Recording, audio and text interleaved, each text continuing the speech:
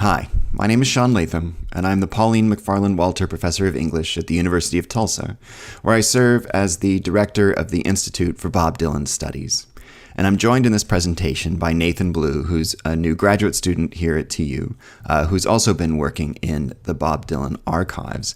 And we've been working together to produce this presentation jointly. As you can imagine, with recording these things, that's added a few complications and wrinkles, but we think we've managed to make all of this work and put these videos together successfully, even while working at a distance from one another and from the actual materials that we've been investigating. And indeed, before I get started, I do want to make sure that I give a special thanks to Dr. Mark Davidson, who is the director of the Dylan Archives here in Tulsa. He's been instrumental in helping get our students access to these materials and has been a terrific mentor to Nathan as he's worked through some of these materials that he'll be presenting to you today. I also, of course, want to thank Karen Tongson and everybody else at Mopop who's helped pull this together despite all of the challenges the pandemic has imposed upon us, and produced, I think, a conference that's been rich in the kind of array of programming and formats that it's been able to present despite all of the difficulties that we're facing. Now, as you can imagine, our ears at the Dylan Institute pricked up when we heard that Forever Young would be the theme for the 2019 Pop Conference. As an aside, I was going to play the song in the background of this presentation, but I'm pretty sure that would get me into some licensing difficulties with Dylan's people, and that's the last thing in the world I would like to have happen. But the theme, of course, references one of Dylan's most gentle and wistful songs, and it also went right to the heart of a project that had excited me almost from the moment I first got my hands on the inventory, listing the over 100,000 objects in the Dylan archive when it was first on its way to Tulsa. Hidden on a single line amid treasures like the tangled up in blue notebooks, the leather jacket that Dylan wore at Newport, and Bruce Langhorne's enormous tambourine, there was a single vague entry I discovered that read U.S. Postal Service bag. That bag, I soon learned, contained an unknown number of letters from 1966 that had somehow found their way to Woodstock. It was covered in mold and mildew, so had to be segregated from the rest of the collection, and was not exactly at the top of the curatorial staff's list of to-do items. After all, we don't think it contained anything that Dylan himself had written, and it turns out that it contained a bunch of fan mail. Now, this is very unusual, because there are only a few bits of genuine fan mail that we have in the collection, unless, of course, you count admiring letters from the likes of George Harrison, but that's another story entirely. It appears that the rest of the fan letters Dylan received were lost, discarded, or destroyed, except, remarkably enough, the letters from this singular year in Dylan's career. Almost all the letters in the bag, it turns out, were unopened, which gives you some sense, perhaps, of how Dylan engaged with his fan base, both leading up to and following his July motorcycle accident. Intriguingly, I should say as an aside, I've seen a bit of footage from this period, which shot Dylan actually reading a few of his letters, a few of these fan letters, making fun of some, but generally treating them with a kind of disbelief, as if he still can't quite understand how he got in so short order from passing the hat at coffee houses to racing away from a mad crush of London fans who seemed to love and hate him in equal measure. This singular bag of fan mail, it turns out, likely survived only because of the accident. As Dylan slowly recovered in Woodstock, his management company likely hauled these up there along with other business and recording materials. An enterprising assistant then stashed them safely away, and they sort of slowly followed around the rest of Dylan's slowly growing archive. In any case, I wanted to see those letters since they were plainly a kind of scholarly goldmine, especially for someone like me who's interested in fan cultures, the sociology of taste, and the role of magazines in the formation of 20th century cultures. I spent the first part of my career, in fact, directing a sprawling digital humanities project called the Modernist Journals project, which set out to digitize the vast array of magazines where literary, artistic, and musical culture of the early 20th century first took shape. Although it's quite easy for us to forget now, through at least the 1940s, magazine publication was bigger, richer, and more prestigious than book publishing, which is why everything from Conan Doyle's Sherlock Holmes stories to James Joyce's Ulysses first appeared in periodicals. In the mid-1960s, magazines were still a potent cultural and aesthetic force, providing a diversity of content that was still not readily available on the relatively narrow bands of rising media forms like television and radio. For teens, in particular, magazines provided rich access to information about music, though in the era before Rolling Stone, this resided not in dedicated rock magazines, but in teen lifestyle magazines, like Teen Beat. Before Dylan sat for interviews with Nat Hentoff in Playboy or Michael Gilmore in Rolling Stone, right, these kind of famous epic interviews he conducts, he provided brief profiles to the pages of 16 Magazine, Hit Parader, and Ingenue. Put another way, before Dylan became the voice of the 1960s, a rock poet or a Nobel laureate, he was first presented to the press as one teen heartthrob among others. Indeed, it's important to remember that legitimizing Dylan's genius required decisively separating him from these teen magazines, effectively erasing this past, which required a now plainly misogynistic embrace of rock as an alternative to a watered-down and typically feminized pop. That's my sort of history of Rolling Stone magazine's first decade in a nutshell. As Nathan will demonstrate more clearly in a moment, we can literally see this process happen in this singular bag of mail.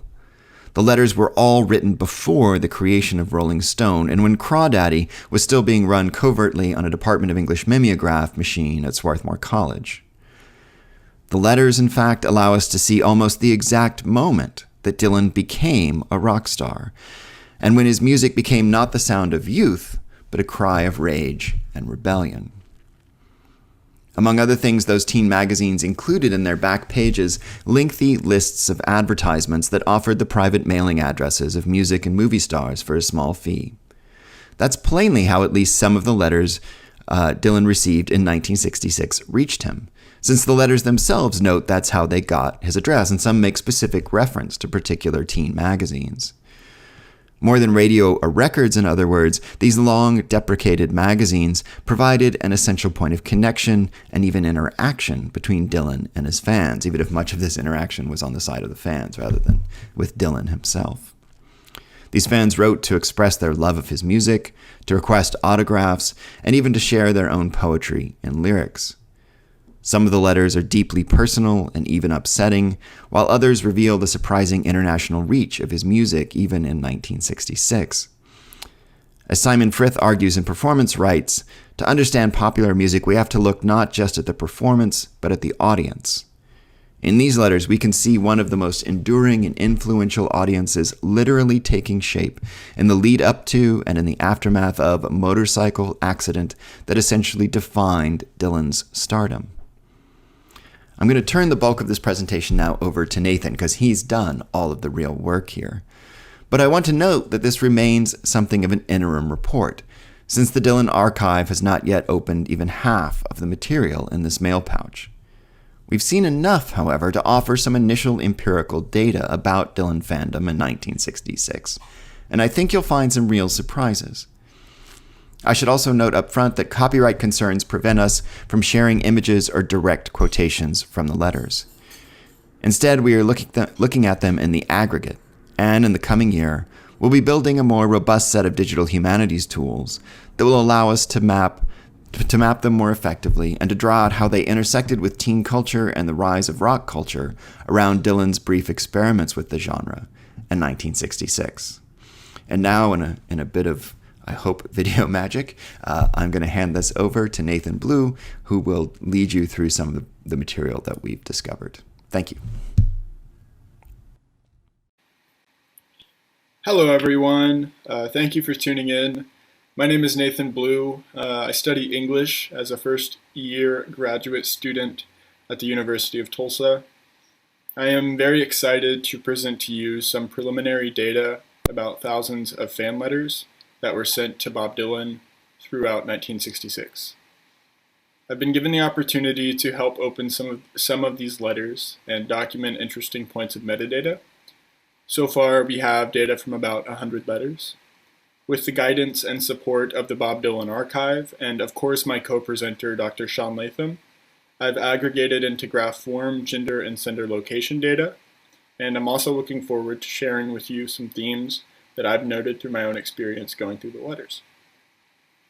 Now, a few of the most notable data points that I mentioned, gender and the location of the letter senders, stand out because they give us a look at the demographics of Dylan fans at the height of his rock popularity and around the rise of pop music and its contribution to teen fan culture in the 1960s.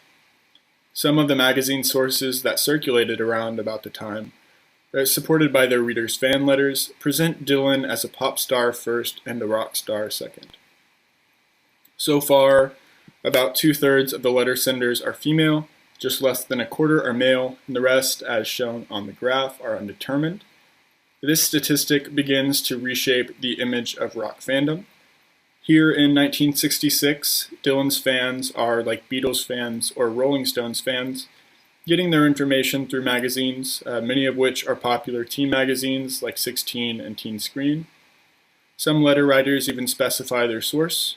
But divergent from the hypermasculinized narrative of rock music in utero, these letters require that we revise our understanding of the origins of rock criticism because they paint Dylan as a source of teen infatuation or teen attention before they paint him as a serious musician and artist. I must note, though, teen magazines aren't the only sources that the fans mention, which I will briefly elaborate on here in a bit. The predominantly female fans who wrote letters to popular artists became a stable audience for this budding new branch of popular media and popular music. Sender location gives us a general map of where Dylan fans are concentrated, of course.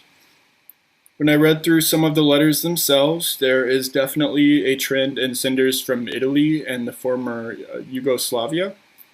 However, based on this preliminary data alone, the overwhelming majority, as you can see, of letter senders are from the United States. I mapped out the concentration of letters from each state as well. New York, Illinois, and Ohio are the states with the most letter senders in this early data. Many from Illinois are from the Chicago area, and many from New York are from the New York City area. However, there are plenty of letter writers scattered around Ohio. The state's relationship with rock music can trace back to it being identified as the birthplace of rock and roll, where the first rock concert was staged by Alan Freed on March 21st, 1952.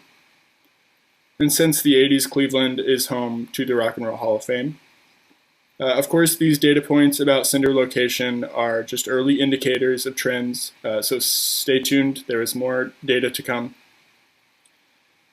Now, as many of us know, Dylan got into a motorcycle accident the summer of that year. Evident from the sheer volume of letters in the fall of '66, the public heard news of the accident around September. One can see a noticeable spike in the amount of letters he receives when that news of the crash, really reaches the public. I have a few pictures next that will help me articulate how many letters he actually gets in the fall months. However, I've been able to read through some of these letters, and most of them post crash at least touch on or mention like a get well wish, or some of them are get well cards, even stuff like that. As some letter writers will note about where they heard about his crash, and from those it's evident that 16 magazine did report at least briefly on the crash. Next, I'd like to touch on the more thematic aspects. From my experience, rather. So some of these letters ask Dylan why he switched to rock, but most that I've gotten to read mention they show strong support for his rock music. I haven't read any comments of Judas or any accusatory, why did you leave the folk movement kind of questions. If anything, they're just more curious, like, oh, why'd you prefer rock music? It seems to be like a casual tone, or they want it to come across that way at least. Here, in these pictures that I just switched to this slide here, the one on the far left is the mailbag in which the letters came to the archive. And then the picture on the right and in the middle of the pictures there are pictures of Elizabeth Smith and I. She is a colleague and student at the university. We are going through these letters looking for the postmark date. This pile, the smaller pile closer to the camera, I believe is November. And then the one right behind it that's about twice the size, or looks about twice the size, is October. And then the one before that is September, which is about parallel. You can maybe barely see hints of it. That one's September. So September and October really spike. August kind of ticks up, kind of like November ticks down. And yeah, a lot of those are those get well wishes or get well cards. But more generally, there is a slight trend between a single being released and then a month or so later, letters mentioning how much they love that single. I think this happened with Positively 4th Street and Rainy Day Women, when Rainy Day Women was released as a single in April, which actually gives me a fascinating insight into fan feedback before the internet. Instead of pulling out my iPhone and tweeting to an artist how much I love that new single they just released within 5 minutes of listening to the song, it's a more sustained process to write a letter. You have to sit down, you have to use your hand. Well, I guess you use your hand typing out or writing out a tweet, but you have to remember how to spell. You have to go through a different process. It's a more sustained process to write out a letter. So I'm sure it limits the amount of negative feedback he's going to get from his rock music in these letters. Of course, they are fan letters, so it's going to be probably rare to see any negative feedback or much negative feedback at all. But I think it's more likely that people are going to write love letters to him than hate letters, at least in this case. Plus, the sustained process of letter writing just inspires more of a reflective than accusatory tone, I believe. But that being said, these letters may talk a lot about Dylan, but they really show the value of each fan, and that's what we're looking at. What the fans are talking about when they talk about Dylan. Are they talking about, his literary merit, his poetic lyrics, or his hair, or his dress, or his switch to rock, or like what exactly are they talking about? And then what sources are they using when they talk about Dylan, or what sources are they citing? Maybe there could be a correlation between the sources that are being cited and the topics that are being covered by the fans themselves. There are also numerous autograph and photograph requests. That's pretty standard. Almost every other one feels like in some way it's asking for an autograph or a photograph, or specifically a colored photograph, which is cool to hear and read, or rather to read and see. Some fans will also send pictures. Some will send their own verse or lyrics. Those are interesting. But another outstanding theme is Dylan's hair. Some fans are noticeably attracted to his hair and make note of it in their letters.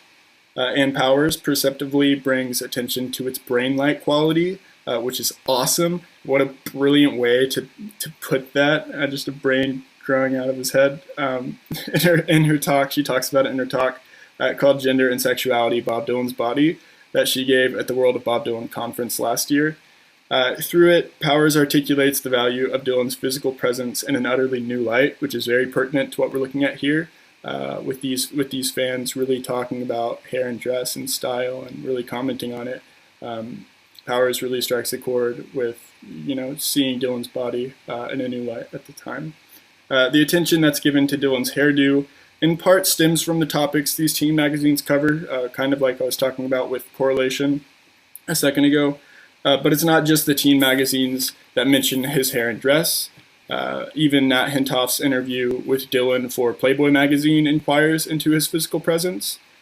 Along with hairdo, there are numerous comments about Dylan's style and dress, which help establish and promote the notion of Dylan as a shapeshifter, from folky to cool, which is kind of, we're at the back end of that right now. Of course, 66 is more kind of like structured into the cool style with polka dot shirts and the sunglasses, Ray-Bans.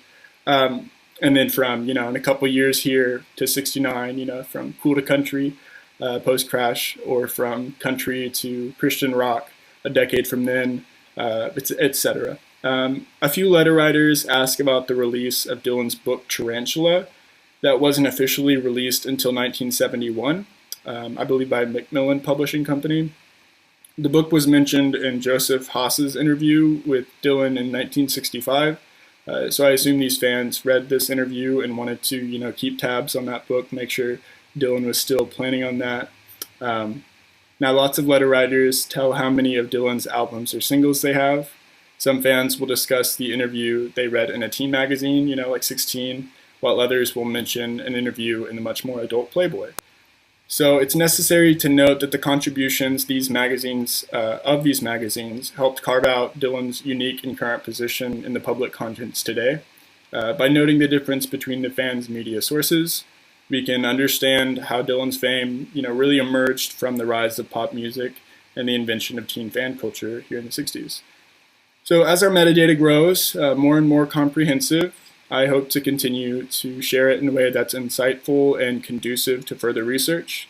I hope to be around these letters for quite a long time. I don't know if you can tell here, but I'm definitely smiling under that mask. I'm having a blast. They're a great. It's a great experience. I'm having a fun time. So thank you all for tuning in.